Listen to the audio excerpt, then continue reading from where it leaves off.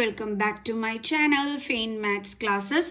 So ഇന്നത്തെ ക്ലാസ്സിൽ നമ്മൾ പഠിക്കാൻ പോകുന്നത് സാമ്പിൾ ക്വസ്റ്റ്യൻ പേപ്പർ 2024-25 പാർട്ട് 3 ആണ് കേട്ടോ. അപ്പം മിസ് 12th വരെയുള്ള ക്വസ്റ്റ്യൻസ് നമ്മൾ നേരത്തെയുള്ള വീഡിയോസിൽ ഡിസ്കസ് ചെയ്തിരുന്നു. ഇനി 13ാമത്തെ ക്വസ്റ്റ്യൻ ആണ് ഡിസ്കസ് ചെയ്യുന്നത്. അപ്പം കാണാത്ത മക്കൾസിനായിട്ട് ലിങ്ക് ഡിസ്ക്രിപ്ഷനിൽ കൊടുത്തേക്കാം കേട്ടോ. ഓക്കെ, അപ്പോൾ നമ്മുടെ ക്വസ്റ്റ്യൻ ഇതാണ്. The volume of solid hemisphere is 396/7 centimeter cube. The total surface area of the solid hemisphere in square centimeter is. എങ്ങനെയാണ് നമ്മൾ ഇതിനെ കണ്ടുപിടിക്കേണ്ടത്? ഈസിയാണ് കേട്ടോ, ഒത്തിരി പാടൊന്നുമില്ല. അപ്പോൾ മിസ്സിൻ്റെ ചാനൽ സബ്സ്ക്രൈബ് ചെയ്യാത്തവർ please subscribe my channel. Okay, maximum share ചെയ്ത് സപ്പോർട്ട് ചെയ്യുകയും ബെല്ലൈക്കൺ എനേബിൾ ചെയ്യുകയും കമൻറ്റ് ചെയ്യുകയും ഒക്കെ വേണം കേട്ടോ. ഓക്കെ, അപ്പോൾ നമുക്ക് കണ്ടുപിടിക്കാം. അപ്പോൾ നമ്മളടുത്ത് എന്താ പറഞ്ഞിരിക്കുന്നത്? വോളിയം ഓഫ് ഹെമിസ്ഫിയർ നമുക്ക് തന്നിട്ടുണ്ട്. Volume of hemisphere is equal to 396/7 centimeter cube. Okay, അപ്പോൾ നമുക്ക് ടി എസ് എ ആണ് കണ്ടുപിടിക്കാൻ പറഞ്ഞിരിക്കുന്നത്. ഹെമിസ്ഫിയറിൻ്റെ ടി എസ് എ കണ്ടുപിടിക്കാനുള്ള ഫോർമുല എന്ന് പറഞ്ഞാൽ എന്താണ് എൻ്റെ മക്കൾസെ? 3πr². ഇതാണ് ഹെമിസ്ഫിയറിൻ്റെ ടോട്ടൽ സർഫസ് ഏരിയ കണ്ടുപിടിക്കാനുള്ള ഫോർമുല. അപ്പോൾ ഇതാണ് നമ്മളോട് കണ്ടുപിടിക്കാൻ പറഞ്ഞിരിക്കുന്നത്. പക്ഷേ ഒരു പ്രശ്നമുണ്ട്, നമ്മുടെ കയ്യിൽ റേഡിയസ് ഉണ്ടോ? ഇല്ല. അപ്പോൾ നമ്മൾ എന്ത് കണ്ടുപിടിക്കണം? ഫസ്റ്റ്ലി റേഡിയസ് കണ്ടുപിടിക്കണം. എങ്ങനെ കണ്ടുപിടിക്കും? നമ്മുടെ ക്വസ്റ്റ്യനിൽ റേഡിയസേ തന്നിട്ടില്ല. അപ്പോൾ പിന്നെ നമ്മൾ എന്താ ചെയ്യുക? നമ്മൾ നേരെ നമുക്ക് തന്നിരിക്കുന്ന ക്ലൂ വെച്ചിട്ട് ചെയ്യും. അതായത് വോളിയം ഓഫ് ഹെമിസ്ഫിയർ നമുക്ക് എത്രയെന്ന് തന്നിട്ടുണ്ട്? 396/7 എന്ന്. നമ്മുടെ ഹെമിസ്ഫിയറിൻ്റെ വോളിയം കണ്ടുപിടിക്കാനുള്ള ഫോർമുല എന്താ നമ്മൾ പഠിച്ചിട്ടുണ്ടായിരുന്നത്? 2/3πr³ അല്ലേ? ഇതാണ്. അപ്പോൾ നമുക്ക് 396/7 എന്ന് തന്നിരിക്കുന്നത്. അപ്പോൾ ഇത് യൂസ് ചെയ്തിട്ട് നമുക്ക് കണ്ടുപിടിക്കാമല്ലോ. നമ്മളങ്ങനെ പറ്റിക്കാൻ പറ്റൂ? ഇല്ല. ഓക്കെ, അപ്പോൾ നമുക്ക് റേഡിയസ് കണ്ടുപിടിക്കാം. അപ്പോൾ എങ്ങനെ ചെയ്യാം? നമുക്ക് 2/3 ഇൻറ്റു പൈ എന്ന് പറയുമ്പോൾ 22/7. 6 നമുക്ക് അറിഞ്ഞൂടാ, അത് കണക്ക് തന്നെ എഴുതി. Is equal to 396/7. 2 ഇൻറ്റു 22 എന്താണ്? 44/2. 3 into 7 21. r³ is equal to 396/7. നമുക്ക് r³ വാല്യൂ ആണ് വേണ്ടുള്ളത്. അപ്പോൾ r³ ഇസ് ഈക്വൽ ടു 396/7. ഇവിടെ എന്താണ്? ഇൻറ്റു ആണല്ലേ. അപ്പോൾ ഇതിനെ ട്രാൻസ്പോസ് ചെയ്യുമ്പോൾ ഇൻറ്റു എന്താകും? ഡിവിഷൻ ആകും. Divided by 44/21. ഓക്കെ, ഇനി എന്ത് കാണണം? നമ്മൾ ഡിവിഷൻ്റെ റെസിപ്രോക്കൽ, അതായത് ഡിവിഷനെ ഇൻറ്റു ആക്കിയിട്ട് സെക്കൻഡ് വണ്ണിൻ്റെ റെസിപ്രോക്കൽ. അപ്പോൾ 396/7 into 21/44. 21/44. Okay, 7 1s are 7, 7 3s are 21. Then എന്താണ്? 44 ആണ് അല്ലേ. അപ്പോൾ 22 എന്ന് വരും. 2ൻ്റെ ടേബിൾ കൊണ്ട് 22. ദെൻ ഇവിടെ 2 1s are 21, 9 2s are 18, 9 2s are 18. Okay, അയ്യോ 16 ആയിരുന്നല്ലേ, സോറി. അപ്പോൾ 2 1s are 2, 9 2s are 18, 1 balance. അപ്പോൾ ഇവിടെ 198 വരുന്നത്. 198. വീണ്ടും നമുക്ക് 2 കൊണ്ട് കട്ട് ചെയ്യാം. പേപ്പർ തന്നെ പോകണം മക്കൾസെ. അപ്പോൾ 2 11s are 22. ദെൻ ഇവിടെ 9 2s are 18, 1 9 2s are 18, 99 ആയി അല്ലേ. അപ്പോൾ 11 കൊണ്ട് നമുക്ക് ഇതിനെ കട്ട് ചെയ്യാൻ പറ്റും. 11 9s are 99. സോ അപ്പോൾ നമുക്ക് ലാസ്റ്റ് ബാലൻസ് ഉള്ളത് 9 ഇൻറ്റു 3 ആണ്. 9 3s are എത്രയാണ്? 27. ബാക്കിയൊക്കെ നമുക്ക് കട്ടായിപ്പോയി അല്ലേ. അപ്പോൾ നമുക്കിപ്പോൾ കിട്ടിയത് r³ ഇസ് ഈക്വൽ ടു 27 ആണ്. ഇത് വെച്ചിട്ട് r കണ്ടുപിടിക്കാൽ എന്ത് കണ്ടാൽ മതി? 27ൻ്റെ ക്യൂബ് റൂട്ട് കണ്ടാൽ മതി. അപ്പോൾ ക്യൂബ് റൂട്ട് ഓഫ് 27 എന്ന് പറഞ്ഞാൽ എന്താ മക്കൾസേ? നമ്മുടെ 3. കാരണം 3യുടെ ക്യൂബാണ് 27 എന്ന് പറയുന്നത്. അപ്പോൾ ക്യൂബ് റൂട്ട് ഓഫ് 27 എന്തായിരിക്കും? 3. അപ്പോൾ നമുക്ക് റേഡിയസ് കിട്ടി. ഇനി നമുക്ക് എന്ത് കണ്ടുപിടിക്കാം? TSA. ഓക്കെ, അപ്പോൾ റേഡിയസ് കിട്ടിയതുകൊണ്ട് നമ്മൾ TSA ഓഫ് ഹെമിസ്ഫിയർ കണ്ടുപിടിക്കാൻ പോവുകയാണ് അല്ലേ. TSA of hemisphere is equal to, formula എന്തായിരുന്നു എൻ്റെ മക്കൾസേ? 3πr² is equal to 3 into pi എന്ന് പറയുമ്പോൾ 22/7 ഇൻറ്റു r² എന്ന് പറയുമ്പോൾ 6 3 ആണ്. അപ്പോൾ 2 ടൈംസ് എഴുതണം അല്ലേ. കട്ട് ചെയ്യാനൊന്നും പറ്റൂല. അപ്പോൾ നമുക്ക് മൾട്ടിപ്ലൈ ചെയ്തേ പറ്റൂ. 3 3s are 9, 9 3s are 27, 27 into 22 ചെയ്ത് നോക്കാം. 7 2s are 14, 1 2 2s are 4 5, 7 2s are 14, 1 2 2s are 4 plus 1 5. So നമുക്ക് ചെയ്യുമ്പോഴത്തേക്ക് 594 എന്ന് കിട്ടും. അപ്പോൾ 594/7 സ്ക്വയർ സെൻറ്റിമീറ്ററിലല്ലേ കണ്ടുപിടിക്കാൻ പറഞ്ഞിരുന്നത്, അപ്പോൾ സെൻറ്റിമീറ്റർ സ്ക്വയർ. ഓക്കെ, അപ്പോൾ നമുക്ക് എന്താണ് ആൻസർ വന്നത്? 594/7. അത് നമ്മുടെ ഓപ്ഷനിൽ ഉണ്ടോ എന്ന് നോക്കാം. ഉണ്ടല്ലോ. അപ്പോൾ ബി ഓപ്ഷനാണ് റൈറ്റ് ആൻസർ. ഇനി നമുക്ക് എന്ത് ചെയ്യാം? അടുത്ത ക്വസ്റ്റ്യൻ പഠിക്കാം. അപ്പോൾ അടുത്ത ക്വസ്റ്റ്യൻ ഇതാണ്. ഇനി bag containing 24 balls, 4 are blue, 11 are green and the rest are white. One ball is drawn at random. The probability that drawn ball is white in color is. അപ്പോൾ ഒരു ബാഗിൽ മൊത്തത്തിൽ എത്ര പന്തുകളായിരുന്നു ഉണ്ടായിരുന്നത്? ടോട്ടൽ ബോൾസ് എത്രയായിരുന്നു? 24. ഇനി എന്ത് പറഞ്ഞിട്ടുണ്ട്? അതിൽ 4 ബ്ലൂ ആണെന്ന്. ഓക്കെ, അപ്പോൾ നമുക്ക് എഴുതാം നമ്പർ ഓഫ് ബ്ലൂ ബോൾസ് എത്രയാണെന്ന്? 4. ഓക്കെ, എത്ര ഗ്രീൻ ബോൾസ് ഉണ്ട്? 11. അപ്പോൾ number of green balls is equal to 11. ഇനി എന്താ പറഞ്ഞിരിക്കുന്നത്? ബാക്കിയുള്ളതൊക്കെ വൈറ്റ് ബോൾസ് ആണെന്ന്. അപ്പോൾ ബാക്കിയുള്ള വൈറ്റ് ബോൾസ് എന്ന് പറയുമ്പം അതിൻ്റെ എണ്ണം എത്രയായിരിക്കും എൻ്റെ മക്കൾസേ? അതായത് ഇത് രണ്ടും കൂടി, അതായത് total number of green and blue balls, green and blue balls is equal to എത്ര വരും എൻ്റെ മക്കൾസ്? ഇത് രണ്ടും കൂടി ആഡ് ചെയ്താൽ പോരെ? 4 + 11 15 എന്ന് നമുക്കിവിടെ ആൻസർ കിട്ടും അല്ലേ? അതായത് ഇവിടെ ബ്ലൂ ബോൾ 4 ഗ്രീൻ ബോൾ 11 ആയിരുന്നു ഉണ്ടായിരുന്നത്. അപ്പോൾ രണ്ടും കൂടി ആഡ് ചെയ്യുമ്പോൾ നമുക്ക് അവരുടെ ടോട്ടൽ കിട്ടും അല്ലേ? മൊത്തത്തിൽ ഈ 2 പന്തുകളും കൂടി എത്രയുണ്ടായിരുന്നു? 15.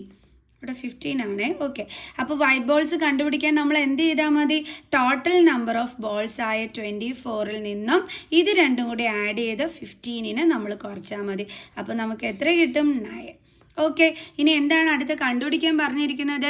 1 ball is drawn at random. അതായത് നമ്മളിങ്ങനെ നോക്കാതെ ഓരോ ബോളുകളും ആ ബാഗിൽ നിന്നും എടുത്തുകൊണ്ടിരിക്കുമ്പോൾ the probability that drawn ball is white in color is, നമുക്ക് വൈറ്റ് കളർ ബോൾ കിട്ടുവാനുള്ള ചാൻസ് കണ്ടുപിടിക്കാനാണ് നമ്മളോട് പറഞ്ഞിരിക്കുന്നത്. അതായത് ഒരു ബാഗുണ്ട്, ഇതിനകത്ത് നിറയെ പന്തുകൾ ഇങ്ങനെ ഇട്ടിട്ടുണ്ട്. അതായത് 24 പന്തുകൾ ഇട്ടിട്ടുണ്ട്. അതിൽ കുറേ എണ്ണം നീല, കുറേ എണ്ണം പച്ച, കുറേ എണ്ണം വൈറ്റ്. അപ്പം നമ്മളിങ്ങനെ ഓരോ ബോളുകൾ ഇതിൽ നിന്ന് എടുക്കുന്ന സമയത്ത് വൈറ്റ് കളർ കിട്ടുവാനുള്ള ചാൻസ്, ഇതാണ് നമ്മളോട് കണ്ടുപിടിക്കാൻ പറഞ്ഞിരിക്കുന്നത്. അപ്പോൾ പ്രോബബിലിറ്റി കണ്ടുപിടിക്കാൻ പറഞ്ഞു കഴിഞ്ഞാൽ, probability of getting white balls കണ്ടുപിടിക്കാൻ പറഞ്ഞു കഴിഞ്ഞാൽ ആദ്യം നമ്മൾ ഫോർമുല എടുത്ത് മസ്റ്റായിട്ടും എഴുതുക. ഓക്കെ, എന്താണ് formula? Number of favourable outcomes by total outcomes. ഈ ഒരു ഫോർമുല എഴുതുന്നതിന് നമുക്ക് മാർക്കുള്ളതാണ്. സോ ബോർഡ് എക്സാമിന് ഒരാൾ പോലും ഫോർമുല എഴുതാതിരിക്കരുത്. അതായത് നമ്മളിത് ഇത്ര മാത്രമേ നമ്മുടെ പേപ്പറിനകത്തോട്ട് എഴുതിയുള്ളൂ. ബാക്കി നമ്മൾ ചെയ്തത് പൊട്ടത്തെറ്റാണെങ്കിലും ഇത്ര എഴുതിയതിനുള്ള മാർക്ക് നമുക്ക് കിട്ടിയിരിക്കും. അതുകൊണ്ട് തന്നെ നിങ്ങൾ ഇത്രയും എടുത്ത് എഴുതാൻ മറന്നു പോരുത്. മൾട്ടിപ്പിൾ ചോയ്സിൻ്റെ കാര്യമല്ല പറഞ്ഞത്, ഞാൻ അല്ലാത്തതിൻ്റെ കാര്യമാണ് പറഞ്ഞത്. ഒരു പക്ഷേ അറിഞ്ഞൂടെങ്കിൽ പോലും നമ്മൾ വിട്ടുവെക്കരുത്. അതിനകത്തുള്ള കാര്യങ്ങൾ എടുത്ത് എഴുതുക, ഫോർമുല എടുത്ത് എഴുതുക. താഴോട്ട് നിങ്ങൾക്ക് അറിയാവുന്ന കണക്ക് എന്തെങ്കിലും കുറിച്ച് വയ്ക്കുക. എൻ്റെ ആയാലും ശരി, ഇത്ര എഴുതിയതിന് നിങ്ങൾക്ക് മാർക്ക് കിട്ടിയിരിക്കും. ഓക്കെ, അപ്പോൾ നമ്പർ ഓഫ് ഫേവറബിൾ ഔട്ട്കംസ് എന്ന് പറഞ്ഞാൽ ഈ വൈറ്റ് ബോൾസ് നമുക്ക് എത്ര തവണ ഇങ്ങനെ എടുക്കാനായിട്ട് പറ്റും? 9 തവണ അല്ലേ? അപ്പോൾ അതാണ് നമ്മുടെ favourable outcomes. 9 by total outcomes എന്ന് പറഞ്ഞു കഴിഞ്ഞാൽ മൊത്തത്തിൽ എത്ര ബോളുകളുണ്ട്? 24. നോക്കിയപ്പോൾ 9 ബൈ 24 ഓപ്ഷനിലില്ല. അതിൻ്റെ അർത്ഥം എന്താണ്? ഇത് റെഡ്യൂസ് ചെയ്യണം അല്ലേ? എപ്പോഴും പ്രോബബിലിറ്റി കണ്ടുപിടിച്ച് കഴിഞ്ഞാൽ നിങ്ങൾ റെഡ്യൂസ് ചെയ്യാൻ മറന്നു പോകരുത് കേട്ടോ. അത് മസ്റ്റാണ് റെഡ്യൂസ്ഡ് ലോവസ്റ്റ് ഫോം ആക്കുക എന്നുള്ളത്, അതായത് ഇതിനെ ചെറുതാക്കുക എന്നുള്ളത്. ഓക്കെ, അപ്പം 3യുടെ ടേബിൾസിൽ 9 ഉണ്ട്. 3 3s are 9, 8 3s are 24. So നമുക്ക് ആൻസർ എന്താ കിട്ടിയത്? 3/8. ഡി ഉണ്ടല്ലോ നമ്മുടെ ഓപ്ഷനിൽ. ഓപ്ഷൻ ബി ആണ് റൈറ്റ് ആൻസർ. നമുക്ക് അടുത്തത് ചെയ്യാം. അപ്പോൾ അടുത്ത ക്വസ്റ്റ്യൻ ഇതാണ്. The point on the x axis nearest to the point -4 -5 is. നമ്മളെടുത്ത് പറഞ്ഞിരിക്കുന്നത് the point on the x axis nearest to the point, അതായത് ഈ പോയിന്റിന് അടുത്തായിട്ട് എക്സ് ആക്സിസിൽ വരുന്ന പോയിന്റ് കണ്ടുപിടിക്കാനാണ് നമ്മളെടുത്ത് പറഞ്ഞിരിക്കുന്നത്. പ്രശ്നമാണല്ലേ? നമുക്കൊരു കാര്യം ചെയ്യാം. എക്സ് ആക്സിസും വൈ ആക്സിസും ഒക്കെ വരച്ച് ഈ ഒരു പോയിന്റ് നമുക്ക് അതിനകത്തോട്ടങ്ങ് മാർക്ക് ചെയ്യാം. ഓക്കെ, ഇത് എക്സ്, 0, ഇത് വൈ, ഇതെന്താണ്? വൈ ഡാഷ്, ഇത് എക്സ് ഡാഷ്. ഓക്കെ, അപ്പോൾ നമുക്ക് ഈ പോയിന്റുകളൊക്കെ ഒന്ന് ഇതിനകത്ത് മാർക്ക് ചെയ്യാം. അപ്പോൾ -1, -2, -3, -4, -5. ഓക്കെ, 1 2 3 4 5 6 7, then -1 -2 -3 -4 -5 ഓക്കെ -6 നമുക്ക് മാർക്ക് ചെയ്യാം. ആദ്യത്തേത് നമ്മളടുത്ത് പറഞ്ഞിരിക്കുന്നത് 0 0 നമ്മളിതേ ഇവിടെ മാർക്ക് ചെയ്തു.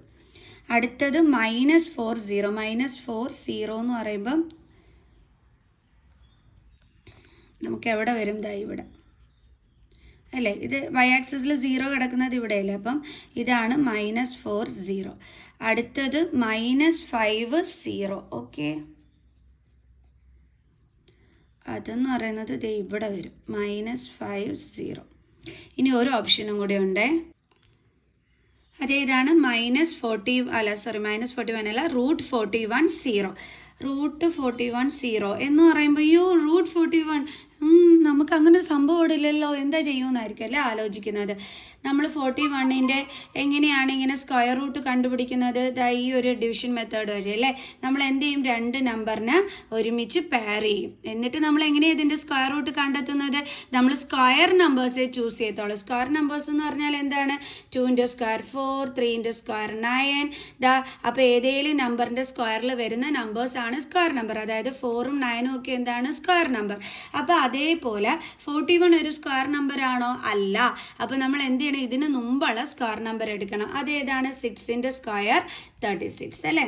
അപ്പോൾ 6 6 ആർ 36. അപ്പോൾ ഇവിടെ നമുക്ക് ബാലൻസ് വരും അല്ലേ, 37 38 39 40 41 5. പിന്നെ നമ്മൾ ചെയ്യുമ്പോൾ എന്തായാലും ശരി 6 പോയിൻറ്റ് സംതിങ് എന്നൊക്കെ പറഞ്ഞായിരിക്കും ആൻസർ വരുന്നത്. ആണല്ലോ, ഉറപ്പാണല്ലോ. അപ്പോൾ പിന്നെ നമ്മൾ എന്ത് ചെയ്യേണ്ടുള്ളത്? 6 പോയിൻറ്റ് സംതിങ് ആയിരിക്കും വരുന്നതെന്നുള്ളത് മനസ്സിലായി. അപ്പോൾ ഇതിൻ്റെ നടുക്ക് എവിടെയെങ്കിലും ആയിരിക്കും എന്ത് വരുന്നത്? ആ ഒരു √41 0 വരുന്നത്. ഓക്കെ, ഇനി റൂട്ട് കണ്ടിട്ട് നിങ്ങൾ വിഷമിച്ചിരിക്കരുത്. ഇതേപോലെ ഡിവിഷൻ മെത്തേഡ് ചെയ്ത് നിങ്ങൾ നോക്കിക്കോണം. അപ്പോൾ നമുക്ക് ഇതുപോലെ ഒരു ഏകദേശം നമുക്കൊരു ഐഡിയ കിട്ടും. നേരെ അവിടെ കൊണ്ടുവന്ന് അടയാളപ്പെടുത്തിക്കോണം. ഓക്കെ, ഇനി നമ്മളോട് പറഞ്ഞിരുന്ന പോയിന്റ് ഏതാണ്? -4 -5. അപ്പോൾ നമ്മുടെ -4 ഇവിടെയാണ്, -5 ദേ ഇവിടെയാണ്. അപ്പോൾ എവിടെ വരും പോയിന്റ്? ദേ ഇവിടെ ഇങ്ങനെ വരും അല്ലേ, -4 -5. ഓക്കെ ആണല്ലേ. ഇനി നിങ്ങൾ എങ്ങനെ, അപ്പം നമ്മളടുത്ത് ക്വസ്റ്റ്യൻ ചോദിച്ചിരിക്കുന്നത് ഈ ഒരു പോയിന്റിന് അടുത്തായിട്ട് ഇതിലേത് പോയിന്റാണ് എക്സ് ആക്സിസിൽ വരുന്നതെന്നാണ് ചോദിച്ചിരിക്കുന്നത്. എങ്ങനെ കണ്ടെത്തും എൻ്റെ മക്കൾസേ? ഇതൊക്കെ ഈ പോയിന്റുകൾ തമ്മിൽ ജോയിൻ ചെയ്ത് വരച്ചാൽ ഇങ്ങനെയൊക്കെ ആയിരിക്കും ആ ഡിസ്റ്റൻസസ് വരുന്നത് അല്ലേ. അതേപോലെ ഇവിടെ നിന്ന് ഇങ്ങോട്ട് വരച്ചാൽ ഇങ്ങനെ. പറയാമോ? അപ്പോൾ ഇതിലേതായിരിക്കും ഈ ഒരു പോയിന്റിന് അടുത്തായിട്ട് എക്സ് ആക്സിസിൽ വരുന്ന ആ ഒരു പോയിന്റ്? പറയാമോ എൻ്റെ മക്കൾസിന്? ഏറ്റവും ഈസിയാണ് കേട്ടോ. അതെങ്ങനെയാണെന്ന് അറിയാവോ? നമ്മളിതേ വരച്ചിരിക്കുന്ന പെർപെൻഡിക്കുലർ ലൈൻ ഉണ്ടല്ലോ, ഇത് ഓക്കെ, ഇതാണ് നമ്മുടെ എക്സ് ആക്സിസിലോട്ട് വരച്ചിരിക്കുന്ന പെർപെൻഡിക്കുലർ ലൈൻ. ആ പെർപെൻഡിക്കുലർ ലൈനിൽ വരുന്ന പോയിന്റ് ഏതാണോ അതായിരിക്കും ഈ ഒരു പോയിന്റിനോട് അടുത്ത് കിടക്കുന്ന എക്സ് ആക്സിസിൽ വരുന്ന നിയറസ്റ്റ് പോയിന്റ് എന്ന് പറയുന്നത്. അതേതാണ്? -4 0. മനസ്സിലായി എൻ്റെ മക്കൾസിന്? എപ്പോഴും എൻ്റെ മക്കൾസ് ഓർക്കുക, ഇപ്പോൾ ഇത് എക്സ് ആക്സിസ് ആണ്, ഇവിടേക്ക് ഒരു പെർപെൻഡിക്കുലർ ലൈൻ വരച്ചിരിക്കുന്നത്. അതേപോലെ ഇങ്ങനെ കുറേ ഡിസ്റ്റൻസസ് ഇങ്ങനെ പോയിട്ടുണ്ട്. അപ്പോൾ നിങ്ങൾ എപ്പോഴും ആലോചിക്കേണ്ടുള്ള ഒരു കാര്യം എന്താണെന്ന് വെച്ച് കഴിഞ്ഞാൽ, ഓർത്ത് വെക്കേണ്ടല്ല ഒരു കാര്യം എന്താണെന്ന് വെച്ച് കഴിഞ്ഞാൽ, ഈ എക്സ് ആക്സിസിലോട്ട് നമ്മൾ പെർപെൻഡിക്കുലർ ലൈൻ വരയ്ക്കത്തില്ലേ, അപ്പോൾ ആ ലൈനിൽ വരുന്ന, അതായത് നമ്മളിങ്ങനെ വരയ്ക്കുമ്പം അതിൽ നമുക്ക് പെർപെൻഡിക്കുലർ ലൈൻ കിട്ടത്തില്ലേ, ആ പെർപെൻഡിക്കുലർ ലൈനിൽ ഏത് പോയിന്റ് ആണോ വരുന്നത് അതായിരിക്കും നമ്മുടെ നിയറസ്റ്റ് എന്ന് പറയുന്നത്. മനസ്സിലായ എൻ്റെ മക്കൾസിന്? അപ്പോൾ ഇവിടെ നമുക്ക് പെർപെൻഡിക്കുലർ ലെവലിൽ വന്നിരിക്കുന്ന ഇതാണ് നമ്മുടെ ലൈൻ. അപ്പോൾ അതിൽ വന്ന പോയിന്റ് ഏതാണ്? -4 0. അപ്പോൾ അതായിരിക്കും ഈ പോയിന്റിനോടടുത്ത് നിയറസ്റ്റ് ആയിട്ട് വരുന്നത്. ഓക്കെ, അപ്പോൾ നിങ്ങൾക്ക് പറഞ്ഞു തന്ന കോൺസെപ്റ്റ് പിടികിട്ടി കാണുമെന്ന് മിസ് വിചാരിക്കുന്നു. അപ്പോൾ ഇതൊരു ടഫ് ക്വസ്റ്റ്യൻ തന്നെയായിരുന്നു കേട്ടോ. അടുത്ത നമുക്ക് 16th വണ്ണിലോട്ട് പോകാം. അപ്പോൾ നമ്മുടെ അടുത്ത ക്വസ്റ്റ്യൻ ഇതാണ്, which of the following gives the middle most observation of the data? നമുക്ക് തരുന്ന ആ ഒരു ഇൻഫോർമേഷൻ, ആ ഒരു ഡേറ്റയിൽ മിഡിൽ മോസ്റ്റ് ഒബ്സർവേഷൻ ഇതിലേതാണെന്നാണ്, മിഡിൽ മോസ്റ്റ് ഒബ്സർവേഷൻ തരുന്നത് ഇതിലേതാണെന്നാണ് നമ്മുടെ ചോദ്യം. ഏതായിരിക്കും? മീഡിയൻ. കാരണം മീൻ എന്ന് പറഞ്ഞു കഴിഞ്ഞാൽ നമുക്കറിയാം ആവറേജ് ആണ് കാണിക്കുന്നതെന്നുള്ളത് അറിയാം. റേഞ്ച് എന്ന് പറഞ്ഞാൽ നമുക്കറിയാം upper limit minus lower limit ആണ് എന്തെന്ന് പറയുന്നത്, റേഞ്ച് എന്ന് പറയുന്നത്. Highest value minus lower value അല്ലേ, അതാണ് നമ്മുടെ റേഞ്ച് എന്ന് പറയുന്നത്. അപ്പോൾ അവിടെ നമുക്ക് മിഡിൽ മോസ്റ്റ് വാല്യൂ കിട്ടൂല. മോഡ് എന്ന് പറഞ്ഞാൽ എന്താണ്? മോസ്റ്റ്ലി റിപ്പീറ്റഡ് വാല്യൂവിനെയാണ് നമ്മൾ മോഡ് എന്ന് പറയുന്നത്. അപ്പോൾ അവിടെ നമുക്ക് മിഡിൽ മോസ്റ്റ് വാല്യൂ കിട്ടുമോ? ഇല്ല. പിന്നെ ഇതിൽ ഏതാണ് കിട്ടുന്നത്? മീഡിയനിലാണ് നമുക്ക് കിട്ടുന്നത്. അതുകൊണ്ടാണ് ഓപ്ഷൻ എ ആണ് റൈറ്റ് ആൻസർ എന്ന് പറഞ്ഞത്. അപ്പോൾ ഇത്രയും ക്വസ്റ്റ്യൻസ് മനസ്സിലായ എൻ്റെ മക്കൾസിന്. അപ്പം ഇതിൻ്റെ ബാലൻസ് ക്വസ്റ്റ്യൻസുമായിട്ട് അതും ഇനി മൾട്ടിപ്പിൾ ചോയ്സ് ക്വസ്റ്റ്യൻ തന്നെയാണ്. ഇനിയും ഒരു 4 ക്വസ്റ്റ്യനും കൂടി ഉണ്ട്. അപ്പം അതുമായിട്ട് നമുക്ക് അടുത്ത പാർട്ടിൽ കാണാവേ. So by.